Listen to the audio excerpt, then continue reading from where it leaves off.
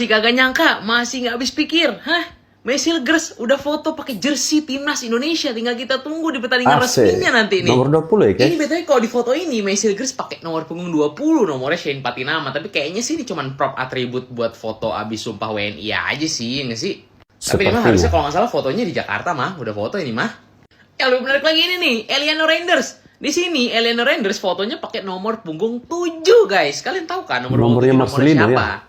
Apa jangan-jangan di pertandingan resmi nanti Eliano Reinders bakal pakai nomor punggung 7 gantiin si nomor 7 yang sebelumnya posisinya juga jangan-jangan nih.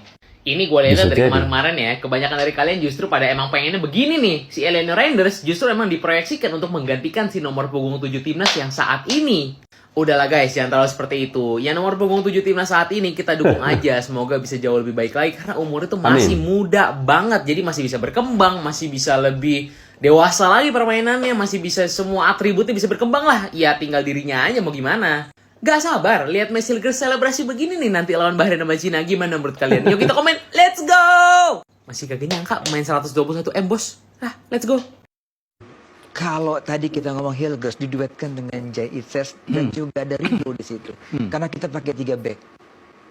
Apa yang terjadi, Muhammad? Tanpa Mesilgers saja kita kan udah bikin Arab kesulitan Mancini kan. Sudah bikin Graham Arnold harus mundur, pecat. Itu belum ada Mesilgers. Yeah. Bagaimana kalau ada pemain Greta seperti dia dan berada di belakang? Ini semakin oke. Ada Martin Paes bahwa Mister. Belakang kita semakin ditakuti. Saya pikir wajar kemarin ketika pihak Bahrain, Talajic, ya, Dragan Talajic pelatih mereka itu mengetahui bahwa Indonesia sedang memproses Mesilgers dan Eliano, itu udah rasa ketar-ketir. Karena mereka tahu, Mesilgers, Talajic tahu, ini pemain bagus. Mereka memutar video-video rekaman dari Mesilgers, pasti akan menjadi lawan kita. Dan pasti mereka terkejut akan ini. Jadi media-media di sana udah melihat bahwa Indonesia semakin kuat. Nggak ada Mesilgers, saya bilang tadi udah bagus, apalagi ada dia. Jay Itzes lebih tenang bermain. Lebih tenang, lebih oke. Dia lebih percaya karena di samping dia ada Mesilgers. Itu saya pikir dengan kehadiran ini akan membuat Jay lebih tenang kan. Dua bintang timnas Indonesia Mesilgers dan Eliano Reinders akhirnya resmi mengambil sumpah sebagai warga negara Indonesia di Belanda. Keduanya mengambil sumpah WNI di Kedutaan Besar Republik Indonesia yang berada di Den Haag, Belanda pada hari ini. Berbeda dengan para pemain keturunan sebelumnya, kedua pemain itu tak menjalani sumpah WNI di Indonesia karena kesibukannya membela klub masing-masing. Pada acara itu turut dihadiri anggota Esko PSSI Arya Sinulinga yang beberapa waktu lalu diketahui sedang ada di Belanda. Kemudian hadir juga Kementerian Hukum dan Hak Asasi Manusia. Pengambilan sumpah WNI Mesilgers dan Eliano Reinders menandakan proses kedua pemain itu rampung. Setelah dilakukan sumpah WNI, Mesilgers dan Eliano akan menjalani perpindahan federasi dari KNPB ke PSSI. Hal itu wajib dilakukan agar kedua pemain keturunan ini bisa segera bergabung dengan timnas Indonesia. Hal ini memberikan sinyal kuat jika Mesilgers dan Eliano dapat didaftarkan kala menghadapi Bahrain dan Cina. Keduanya memang disiapkan demi menambah amunisi timnas Indonesia dalam mengarungi putaran ketiga kualifikasi Piala Dunia. Di sisi lain, pelatih tim nasional Indonesia Sintayong memastikan bahwa Mesilgers dan Eliano Reinders akan bergabung setelah resmi menjadi warga negara Indonesia. Mantap. Mesilgers dan Eliano Reinders akan bergabung langsung dengan timnas Indonesia untuk melawan Bahrain dan Cina, ujar Sintayong. Timnas Indonesia sendiri direncanakan akan berkumpul pada 5 Oktober 2024 dan bakal terbang sehari berselang untuk menghadapi Bahrain.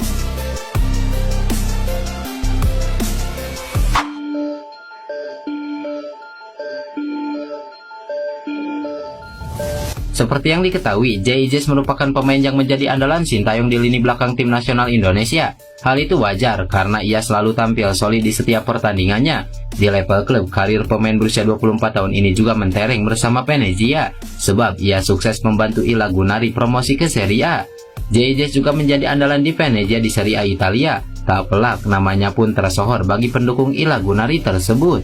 Menariknya, fans Venezia ternyata ada yang penasaran dengan julukan Jay Itzes, sebab di Indonesia ia sering dipanggil Bang Jay.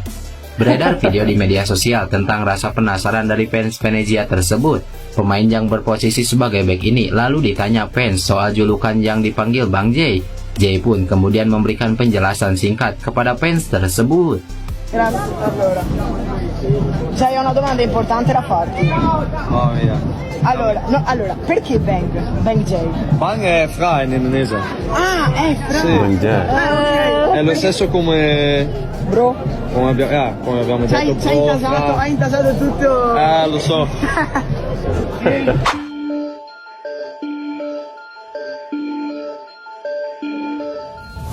Pelatih timnas Arab Saudi Roberto Mancini baru-baru ini mengungkap pentingnya laga melawan tim nasional Indonesia. Namun, pernyataan tersebut justru memicu kegemparan di antara dua negara pesaing di grup C kualifikasi Piala Dunia, yakni Bahrain dan juga Cina. Hal itu tak terlepas dari prestasi timnas Indonesia yang kian meningkat dalam 3 tahun terakhir. Tim besutan Sintayong pun lantas semakin disegani di kancah internasional. Seperti yang diketahui, Sintayong berhasil membawa tim nasional Indonesia lolos ke putaran ketiga kualifikasi Piala Dunia. Sebelum itu, Sintayong juga sukses membawa tim nasional Indonesia U23 melaju hingga semifinal Piala Asia U23, meski gagal melaju ke Olimpiade Paris 2024. Di ajang Piala Asia 2023, timnas senior berhasil mencapai babak 16 besar setelah menumbangkan beberapa tim unggulan. Banyak pengamat sepak bola yang menyatakan bahwa level tim Garuda saat ini setara dengan negara-negara kuat Asia seperti Korea Selatan, Jepang, dan Australia. Bahkan pengamat sepak bola terkemuka Coach Justin menyatakan timnas Indonesia telah melampaui level Asia Tenggara dan mulai bersaing di tingkat Asia. Dalam kualifikasi Piala Dunia 2026 zona Asia, timnas Indonesia terus menunjukkan performa gemilang, termasuk ketika menahan imbang Australia dan Arab Saudi di agenda kualifikasi Piala Dunia pada bulan September lalu. Keberhasilan dan peningkatan performa yang konsisten membuat sepak bola Indonesia semakin diperhatikan di kancah internasional. Roberto Mancini bahkan mengungkapkan bahwa pertandingan melawan timnas Indonesia nantinya akan menjadi lebih penting daripada laga melawan Bahrain atau Cina. Menurut mantan pelatih Inter Milan tersebut, timnas Indonesia memiliki potensi besar, terutama dengan keberadaan pemain muda yang menjanjikan. Roberto Mancini mengakui telah memantau perkembangan sepak bola Indonesia. Pelatih timnas Arab Saudi tersebut juga melihat adanya perubahan positif dalam materi pemain serta peran signifikan Ketua Umum PSSI Erick Thohir yang ia kenal sejak keduanya bekerja sama di Inter Milan. Pernyataan Roberto Mancini ini memicu respon keras dari Bahrain dan Cina. Kedua negara tersebut heran mengapa tim dengan peringkat FIFA terendah di grup C dianggap sebagai ancaman. Hati-hati, tim yang tidak diunggulkan kadang-kadang selalu membuat kejutan ya. Siapa lagi nih?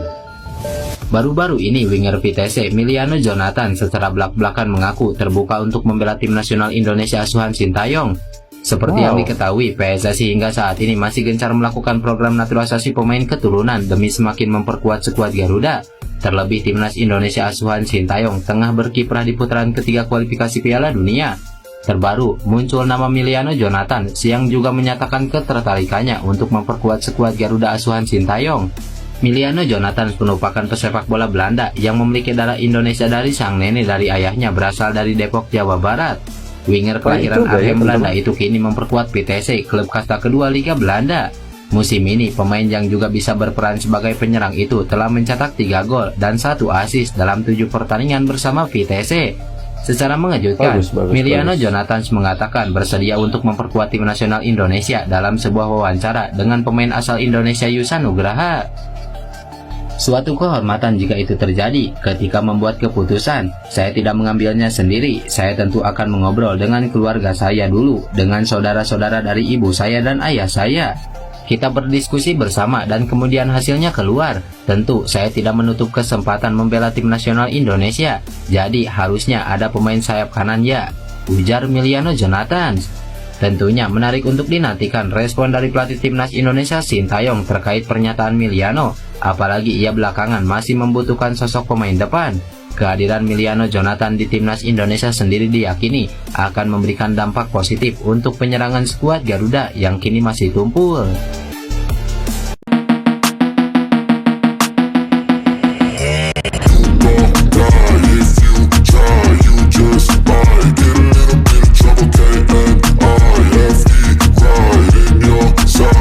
Kelemahan dari timnas kita itu di lini serang ya teman-teman. Salam olahraga, teman-teman, jumpa lagi bersama saya di Falco Ngoe Channel. Sebelum menonton video ini jangan lupa subscribe ya. Bagi yang ingin membeli kaos timnas seperti yang saya pakai ini, saya ada simpan ya link di kolom deskripsi. Oke, menanggapi terkait dengan kedua pemain baru kita, Eliano Rangers dengan Mads Hilgers yang sudah resmi menjadi warga negara Indonesia. Pengambilan sumpah dilakukan di KBRI di luar negeri ya, tepatnya di Belanda. Semoga saja dengan bertambahnya dua pemain ini bisa menambah kekuatan kita ya. Apalagi lini belakang ini semakin garang ya. Jay Itzes tentunya akan semakin mudah ketika ada tambahan pemain baru dengan nilai transfer atau nilai jual yang sangat-sangat tinggi ya di Mads Hilgers sendiri. Nah teman-teman, terkait dengan Mads Hilgers dan Eliano yang sudah resmi menjadi warga negara Indonesia, banyak sekali respon-respon positif dari supporter Indonesia. Mari kita simak lagi. Breaking news guys, Sintayong konfirmasi Mads Hilgers dan Eliano Rangers akan gabung dengan timnas Indonesia saat lawan Bahrain dan Cina. Iya, jadi berita ini bukan hanya sebatas rumor, tapi beneran fakta. Karena hari ini tepat tanggal 30 September, Mads Hilgers dan Eliano Rangers itu akan OTW Sumpah WNI. Di mana itu semalam, tim dari Kemenkumham terbang ke Belanda untuk melakukan Sumpah WNI kepada Mads Hilgers dan Eliano Rangers. Dalam hal ini benar-benar salut dengan PSSI yang benar-benar mengupayakan dua pemain penting timnas Indonesia ini untuk agar bisa bermain ketika melawan Bahrain dan Cina. Ya, jadi kira-kira ginilah potensial line up timnas Indonesia saat melawan Bahrain dan Cina besok guys.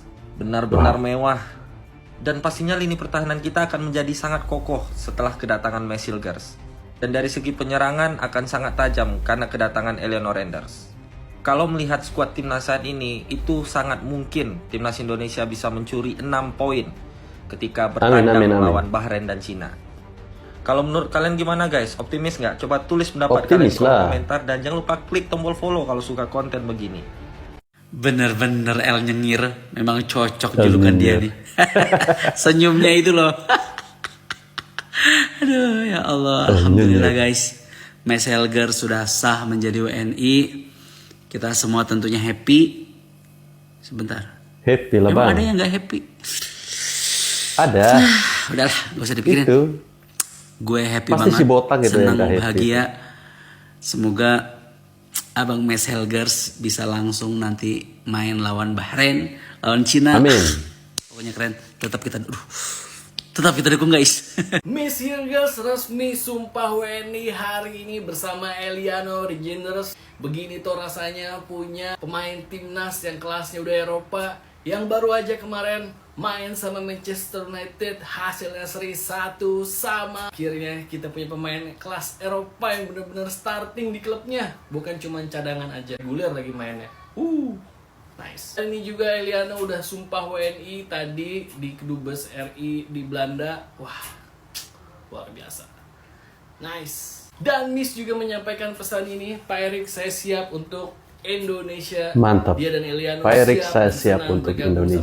Sama timnas Indonesia. Dulu nih Miss susah banget gabung sama Indonesia. Sekarang udah round 3, kayaknya dia udah melunak seperti Justin Hapner sebelumnya. Ini kalau dia bisa performanya bagus, followersnya naik lagi. Itulah berita bola membestik. Yo follow guys, let's go.